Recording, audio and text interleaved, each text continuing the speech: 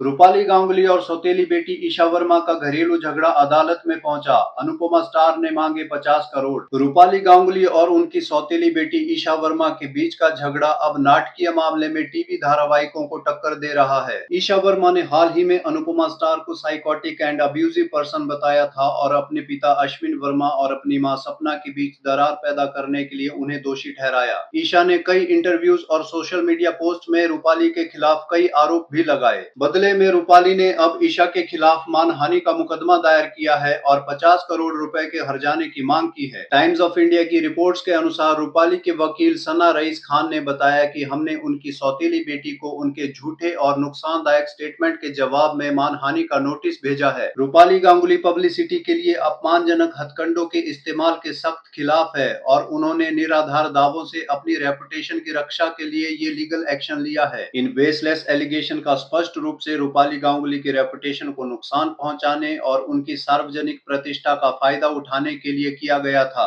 इस तरह की हरकतों से न केवल उन्हें इमोशनल परेशानी हुई है बल्कि उनकी पर्सनल एंड प्रोफेशनल इंटीग्रिटी को गलत तरीके से कलंकित किया गया है। उन्होंने आगे कहा, हम मीडिया के सदस्यों से आग्रह करते हैं कि वो इस मामले को सनसनीखेज बनाने की बजाय अपनी रिपोर्टिंग में एक्यूरेंसी एंड रिस्पॉन्सिबिलिटी का प्रयोग करें। हम पत्रकारों से अनुरोध करते हैं कि वो तथ्यों को सावधानी पूर्वक वेरीफाई करें और अनवेरिफाइड नैरेटिव्स को जारी रखने से बचें जो रूपाली गांगुली की रेपुटेशन को और नुकसान पहुंचा सकती है। ऐसे सेंसिटिव इश्यूज की अखंडता बनाए रखने के लिए जिम्मेदार पत्रकारिता आवश्यक है और हमें विश्वास है कि मीडिया निष्पक्ष और सच्चाई के प्रति सम्मान के साथ रिपोर्ट करेगी। दूसरी ओर ईशा वर्मा का एक पुराना सोशल मीडिया पोस्ट हाल ही में फिर से वायरल हुआ है जिसने ऑनलाइन सबका ध्यान आकर्षित किया है। इस पोस्ट में ईशा ने रूपाली गांगुली पर अपने पिता के साथ एक्स्ट्रा मैरिटल रिलेशनशिप रखने, ईशा और उनकी मां को धमकियां देने और उनके पिता अश्विन को अनयूजुअल दवाइयां देने और उन्हें नियंत्रित करने का प्रयास करने का आरोप लगाया है। ईशा ने पोस्ट में लिखा था, दिस इज पैथेटिक। क्या कोई रूपाली गांगुली की असली कहानी जानता है? उसका मेरे पिता अश्विन वर्मा के साथ 12 साल तक अफेयर रहा। अश्विन की पहली शादी से 2 बेटियां हैं। रूपाली एक क्रूअल हार्टेड महिला है जिसने 2 बेटियों को उनके पिता से अलग करने के अलावा और कुछ नहीं किया है। मेरे पिता अश्विन मुंबई आने से पहले लगभग 13-14 साल तक कैलिफोर्निया और न्यू जर्सी में रहे थे। मैं ये सब इसलिए बोल रही हूँ क्योंकि वो पूरी मीडिया में दावा करती है कि मेरे पिता के साथ उनकी शादीशुदा जिंदगी बहुत खुशहाल है, जबकि वास्तव में वो उनके प्रति कंट्रोलिंग और साइकोटिक है। जब भी मैं अपने पिता यानी अश्विन को फोन करने की कोशिश करती हूँ तो वो मुझे और मेरी माँ को जान से मारने की धमकियां देने लगती है। ये उचित नहीं है कि उसने मेरे पिता की रियल फैमिली की जिंदगी बर्बाद कर दी और ये पब्लिसाइज करती है कि उसकी ट्रू लव मैरिज है, जबकि उसने अपनी चाहत को पूरा करने के लिए दूसरों को बर्बाद कर दिया। स्क्रीन को दिए गए इंटरव्यू में ईशा ने दावा किया कि रूपाली और उनके पिता के बीच अफेयर तब शुरू हुआ जब वो 2 साल की थी। रूपाली कथित तौर पर लगातार अश्विन के पीछे पड़ी रही और उनके फोन पर स्पैम किया।